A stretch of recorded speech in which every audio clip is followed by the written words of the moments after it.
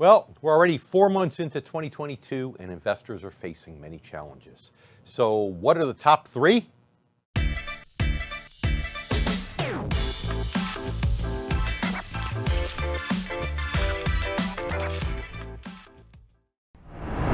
Hi everyone, I'm David Scranton and thank you for clicking today's video. It was just late last year that T. Rowe Price published a report called the Top 3 Themes Shaping the 2022 Retirement Landscape. And 1/3 the way through the year, the report is still extremely accurate. And these themes might be seen better as challenges, if you will. And we'll be talking about those challenges today and what you can do to address them in your own retirement plan. We'll cover the retirement savings gap, the financial wellness crisis, and today's markets. And of course, we'll wrap up by discussing steps that you can take to tackle these and other challenges now and in the future. But first, let's talk about this retirement savings gap, which is the gap between how much people have actually saved for retirement on average and maybe how much they need. In the United States, the gap was estimated to be $28 trillion back in 2015. But by 2050, it's expected to swell to $137 trillion, and this according to the World Economic Forum. And one issue behind this gap is the lack of access to employer-sponsored defined benefit pension plans, which are the old-fashioned plans that pay you a monthly income every month for the rest of your life, that unfortunately most of us don't have anymore. In fact, according to T. Rowe Price, not only is that a problem, but only 64% of private industry workers have access to even a 401k or a plan like a 401k. And of course, another problem driving into this gap is that too many people who do have access to the plan don't really take full advantage of it. In some cases, they don't take advantage of it at all. So let's talk about the challenge closely related to the savings gap, which perhaps causes this, which is financial wellness. And this has to do with the routines and the behaviors that make you feel more satisfied with your financial situation, whether that means paying your bills on time or knowing you're taking full advantage of your 401k or your IRA. Other examples of financial wellness include spending wisely and within your means, having an emergency fund, and trying to minimize your debt. Because achieving and maintaining financial wellness can be a challenge for many people, but it's become an even greater challenge this year. Why? Because of the economic shockwaves of the coronavirus pandemic. Business closures and layoffs and things like that revealed just how financially vulnerable many people were. They also compromised the financial wellness of many others as they're forced to tap in their retirement savings to pay bills. And while many of the forces behind the financial wellness crisis are economic, some are personal issues. And they start that way, issues that you can address on your own if you have the right amount of self-discipline and focus. So what can you do? First, learn to budget. Right? Then create plans for paying bills, paying down debt, creating an emergency fund, and of course, saving for retirement. And finally, set realistic long-term financial goals, goals that include retirement. Now, let's talk about challenge number 3, the current state of the markets. Well, you don't need me to tell you that the financial markets have been highly volatile since the beginning of the year, or to tell you that the economy is facing many major challenges. Inflation is at a 40-year high, 40. The stock market that peaked on January 4th has been down ever since, and the volatility or the fear index is high. The S&P 500 is down into correction territory, over 10% down, and the NASDAQ is down into bear market territory, over 20% off its peak, again, just since January 4th. But also, long-term interest rates have risen dramatically since the start of the year, and the Fed's plan to try to curb inflation by raising short-term interest rates is raising concerns about a new recession. All these issues are creating big challenges for investors at every stage of life. So, the $64,000 question, of course, is will any of them get better by the end of the year, or will they get worse? And of course, no one knows for sure. But no matter what happens, there are some things that you can do to meet these challenges and to help stay on course to achieve your retirement goals. For the retirement savings gap, first, make a commitment to try to maximize your contributions to your employer-sponsored savings plans. And this includes catch-up features if you're age 50 or over, which just recently got just a little bit better under some of the new policies that are going through Congress. Second, understand that the size of your nest egg is only really one ingredient in a successful retirement plan. Because if you get too hung up on the lump sum goal, you might get frustrated, or you might use the wrong strategy. And you just plain lose sight of the fact that, it's not so much when you retire about how much you have in a lump sum, it's really about how much income that lump sum can generate. Third, and speaking about this, identify your personal retirement goals. Once you do, you'll have a much better idea of how much you'll need to save. And by the way, when you're making sacrifices and trying to save more money, it makes it better, because now if you've got a clear vision of what retirement means and you're working towards something that excites you, now making a short-term sacrifice today to save more and to spend less, it's a little bit easier to stomach because you're doing it for a reason, not just because some financial advisor told you need to save more for retirement, right? Okay, fourth, educate yourself about all the savings and investment options that are available to you, because there may be many more than you realize. And fifth, make a commitment to improving your financial wellness, something that we've already discussed. And as for the challenging financial markets, well, make sure your retirement plan has the right strategic focus for your stage of life. So that means if you're still in your 30s or even 40s, you should probably be focused on growth. You want to get total return. You don't care if it comes from interest and dividends or capital appreciation. You just want to get the most total return to get your money to accumulate faster.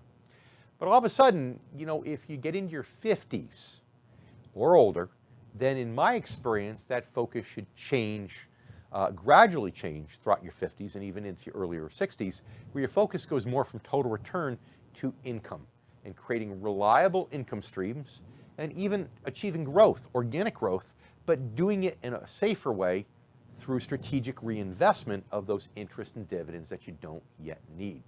And if you've already shifted your focus to income, then today's volatile markets make this an ideal time for you to reassess your risk tolerance.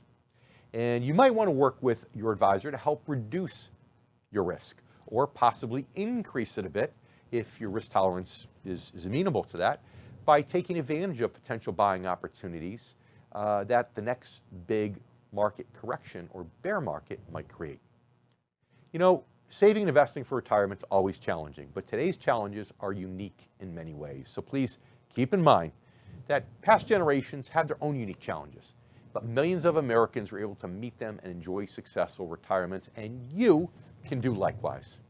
Today, we're talking with economist and author Dr. Art Laffer about the 3 challenges that older Americans are facing in this economy. Dr. Laffer, thanks so much for being here today, as usual. My pleasure, David. So yeah, it's funny, we spoke, I guess about 5 months ago, and you said, well, the inflation definitely isn't transitory, it's going to get worse. And now recently, I know you've had some concerns that the producer price index has gone up double digits, and you think the CPI index might be here to follow, and that inflation could even be worse than maybe we thought it was just 5 months ago when we last spoke.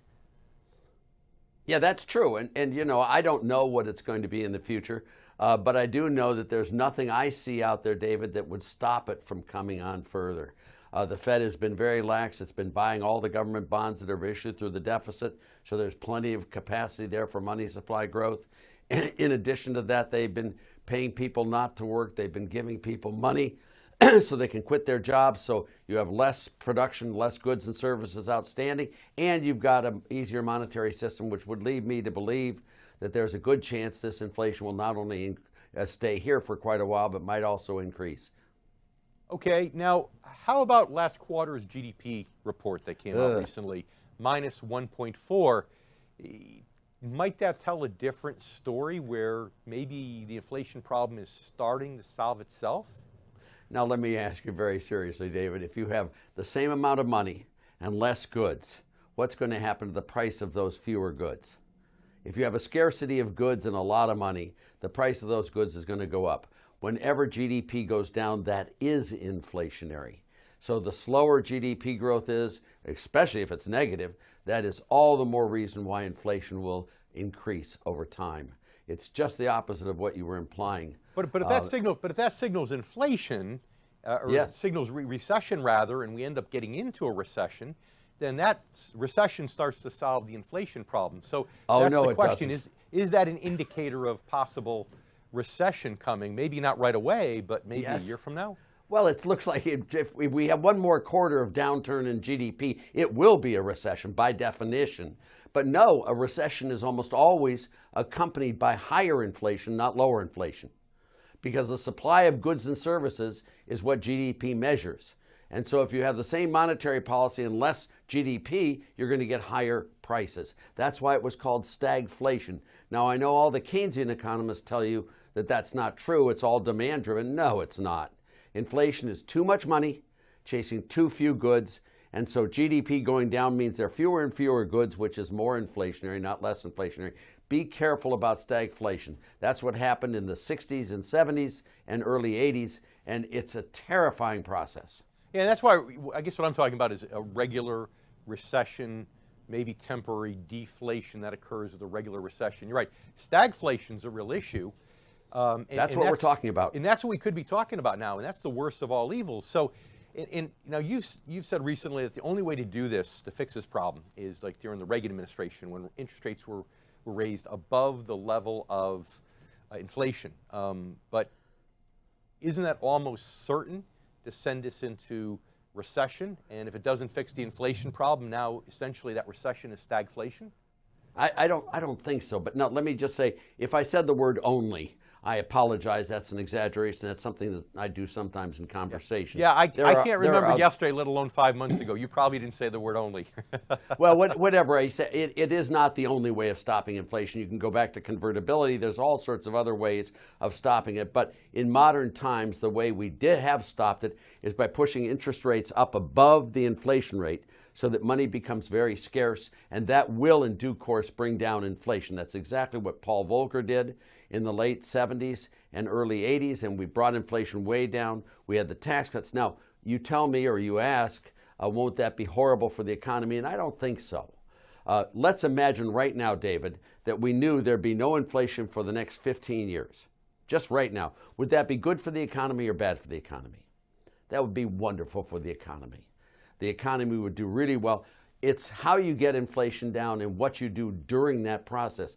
The problem is, when inflation hits like it did in the 70s and early 80s, politicians go crazy. And whenever politicians make decisions, when they are either panicked or drunk, the consequences are rarely attractive. And that's exactly what happened under Jimmy Carter. Yeah, of course. Just terrible. You had wage and price controls. You had all that nonsense there. If we just got rid of inflation by having good Fed policy, I do not think the economy would suffer. Okay. Oh, sorry. Now, and this time the inflation situation is different because the supply problem. So if you raise interest rates too much, now corporations, if they need to borrow money, whether it's just for receivables or whatever, they may not, the supply might even get even worse. So how much does the supply issue make this a worse situation than even we saw in the early 80s? Well, it does make it a worse situation, but I don't think it's a huge issue. It will work its way out in the next year or so. That will happen. The supply issue, what it does is it makes goods scarce, just like a recession does, and that will push inflation higher. But the supply issues ultimately come through, and that will bring it back down again. So I don't think the supply issues are the critical feature of this inflation that makes it permanent or not. I really don't. Every inflation is different from every other one, but they have commonalities. What's your best guess then? If the Fed does what it's saying it's going to do, which might get Fed funds rates up in the 2.5% range by the end of the year, how bad do you think inflation will get? How long do you think it'll be before we turn the corner? And I know I'm asking you for crystal ball questions. Yeah, that's okay. So I'm giving you your disclaimer, but what's your best guess? Let me just say, just so long as I can qualify what I'm saying, is it is a crystal ball question, and I'm far better at forecasting what has happened than I am at what will happen. But when I look at what will happen, I do not see anything out there in the policy matrix, in the world at large, that would tell me that inflation is going to come under control anytime soon. The Fed is still buying all sorts of deficit bonds from the federal government. You've still got people being paid not to work. You've got all the stimulus money going out there, which allows people to quit their jobs and sit at home because they didn't like their jobs. All of that is very inflationary.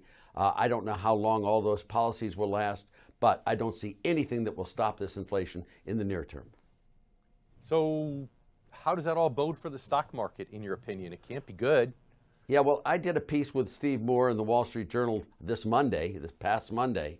And what I did was I looked at what happened to the stock market during the previous period of inflation. I went from 1966 to 1982. Now, in 1966, the Dow Jones Industrial Average in an intraday peak hit 1,000. In August of 1982, the nominal Dow Jones Industrial Average was 777. Now, that's a 16.5-year period, and the nominal value of the stock market fell by 22.3%. Nominal fell. The price level during that period trebled. So the real rate of return on the stock market was minus 7% per annum compounded annually for 16.5 years, David. That is a bear market. Now, that's what happens if you don't control it right away. And that is a deadly, deadly combination because inflation causes tax rates to rise, it causes illusory capital gains, but most of all, it torments politicians, so they're all screaming, let's do something, and they do something stupid every single time they do, David. So what I am counting on in my forecast of higher inflation, is bad, bad, bad policies coming in through politicians. Well, I think that would be the common bet. I would say, you'd be taking the long shot bet if you said that politicians were going to make good decisions. Do the right thing. Right. Yeah, that doesn't happen. When they're under pressure, it's more of a desperate scenario, as you mentioned earlier. Or drunk, and they're always both. Yeah. They're always panicked and drunk. And look at what they're proposing here now. It's just crazy, David. I mean, they want to build back better. They want to spend more money. They want to pay people more money not to work. They want to, just go crazy with all this stuff. And regulations, minimum wages, all of that. It's just nonsense. But it's the world we live in, and what you have to do is be very careful personally to make sure that you're in good position yourself, not to be overly damaged by these bad times. Yep, agreed completely, agreed. Dr. Laffer, thanks so much for being with us today. Really appreciate it. You never disappoint. Pleasure. Great as usual. Yeah, my pleasure, David. Thank you. Thank you for watching today's video on the top 3 retirement challenges of 2022. If you enjoyed it, click the thumbs up button to give us a like, and make sure that you subscribe to our YouTube channel for new content each and every week.